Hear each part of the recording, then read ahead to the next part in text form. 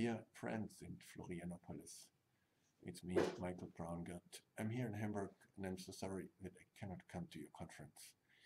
I will be in Brazil, in Recife, in about 1 month from now, that's why I cannot come twice. I was at a conference in Vancouver just now, and it was amazing. It's about zero waste, and I could mention your great work for a whole week on zero waste in Florianopolis.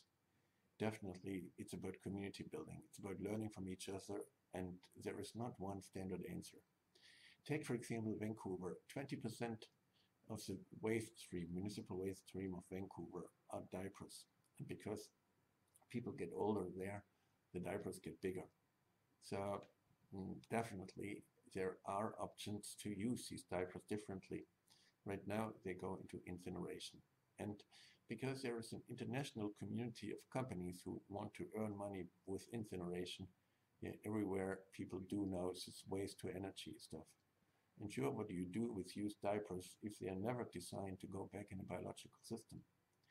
If we change the diapers to be good for biological systems, if we change the superabsorbers from polyacrylates into viscose or cellulose-based superabsorbers, if we change the plastic, if we change the glues, we can put them into biological systems. We could use the baby diapers. Yeah, a baby takes about 6,500 diapers to put them into biological systems. We could grow with one baby about 150 trees in northern Africa, for example. Or there are a lot of highly eroded areas of Brazil where we need to rebuild soil. What do we do instead? We are growing palm oil, for example, to make biodiesel. Europe is importing 3 million tons of palm oil as biodiesel.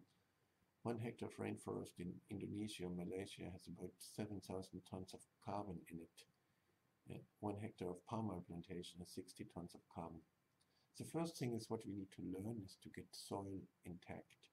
When we grow corn, for example, in Brazil, or soy, we lose between 11 and 30 tons of topsoil per hectare in a year. But the carbon is in soil, not in oil. 2/3 of all the carbon is in vegetation and soil.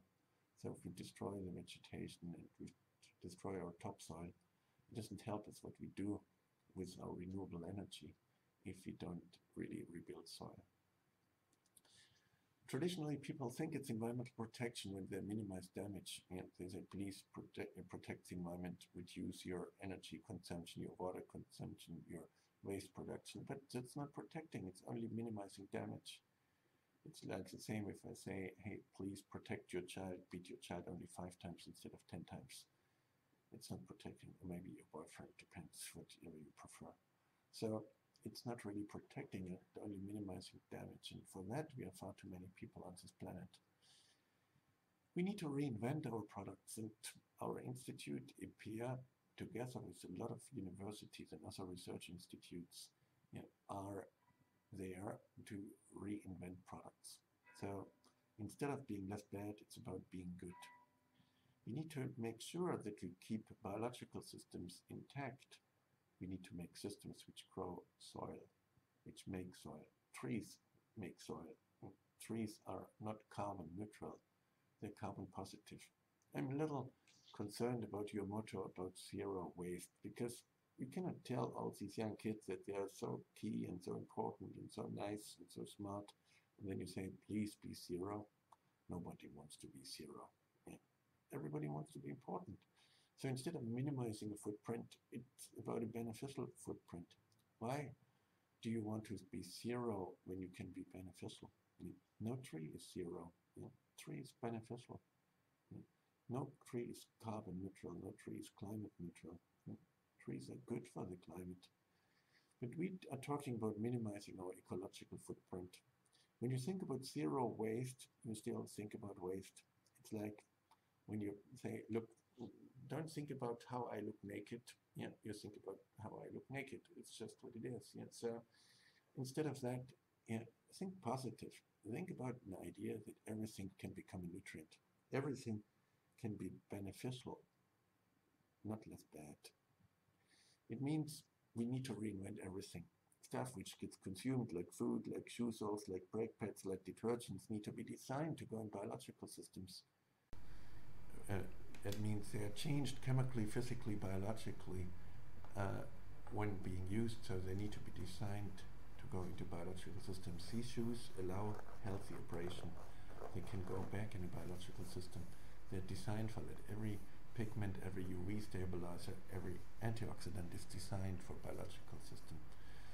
When you take Volkswagen, for example, and they have brake pads, yeah, the things which how you stop a car is a brake pad, yeah, and these brake pads have a nice logo on it that these brake pads are free of asbestos.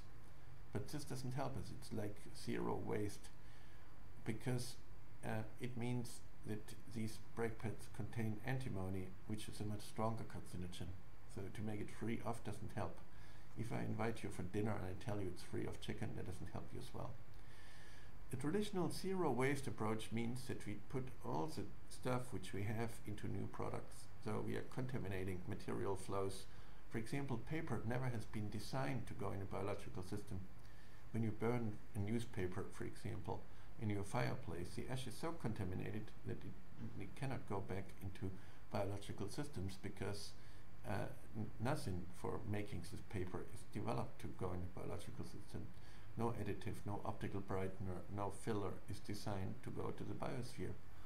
It took us 18 years to develop paper which can go into biological systems. On the other side, we need to make stuff which can go in a technical system, like, for example, a carpet.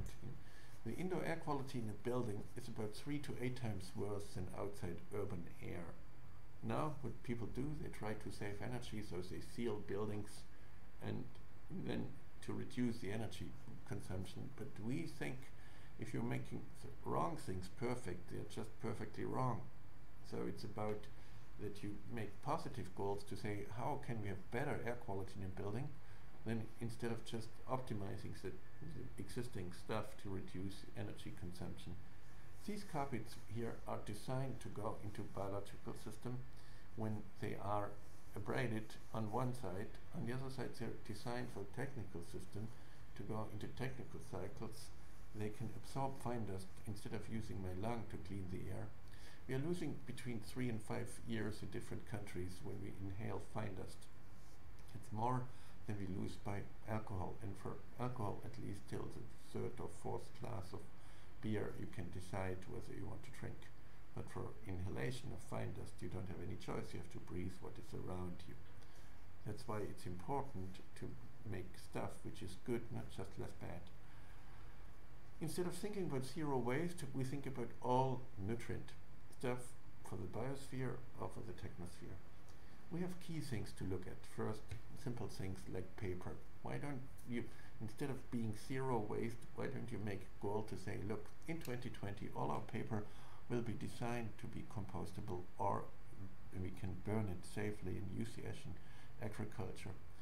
You can say, look, instead of using this horrible fertilizer which is dramatically radiating and contaminated with heavy metals and uranium, we regain fertilizer out of wastewater, which allows us to get nutrients back. Because if we don't get phosphorus back, we have far too many people on this planet.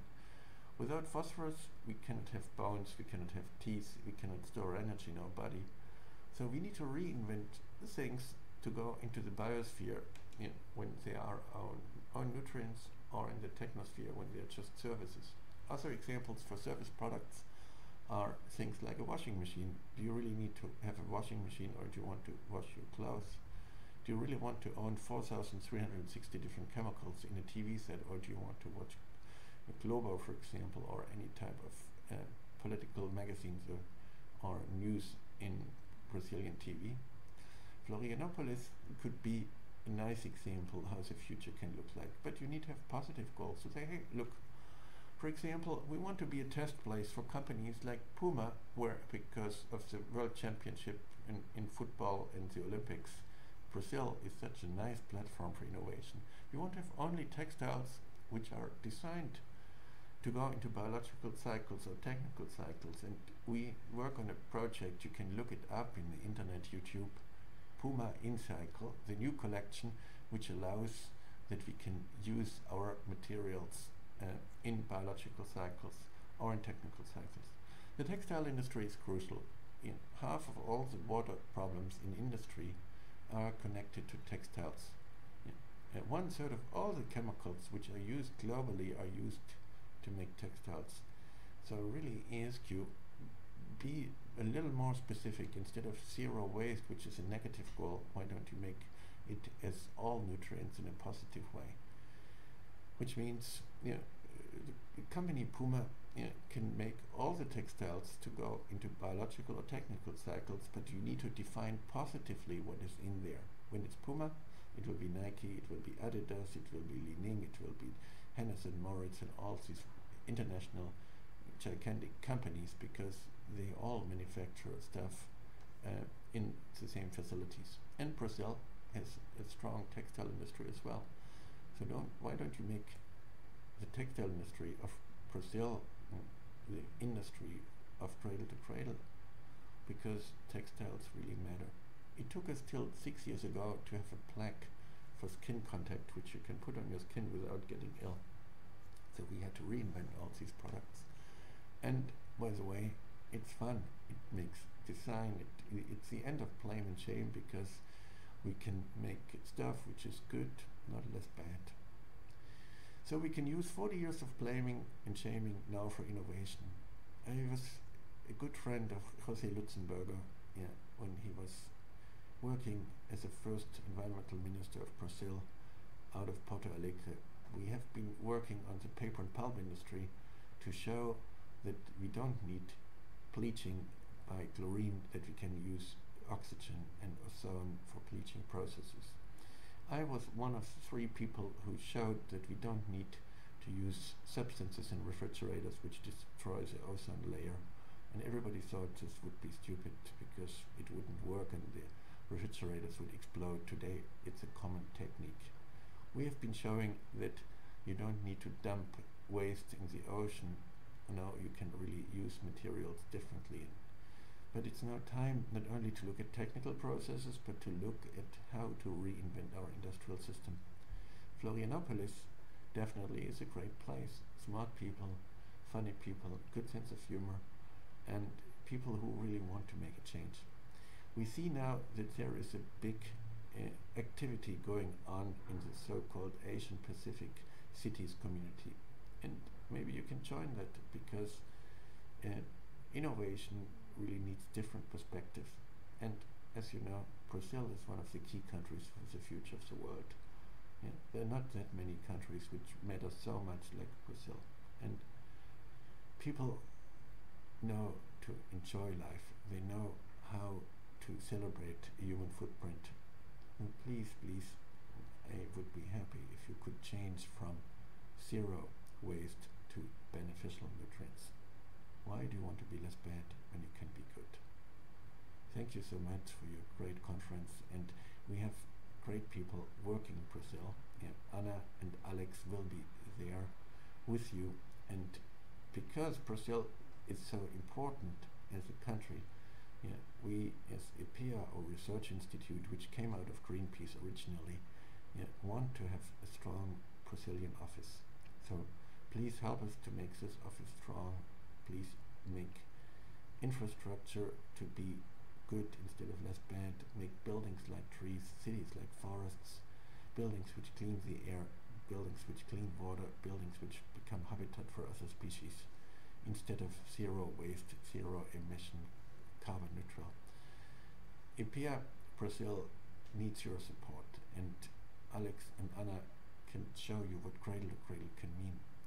Cradle to cradle has a lot of Brazilian roots in it, because when we worked on the scientific concept about it, we could interview a lot of people in Brazil, specifically as well native people there. We have been working with native people as well in other areas like Aveda Cosmetics, based on natural materials, where people in the rainforest can make a living without destroying the rainforest, but being even beneficial for the rainforest, because making the, the forest so valuable that nobody really wants to cut these trees down. And so we don't have answers for all the things, but we need to work on them, but with a positive agenda. And we definitely need your input and your ideas and your specific answers as well, how to make changes in a way that we are good for the others. Thank you very much for your great work, what you do, and good luck for your conference.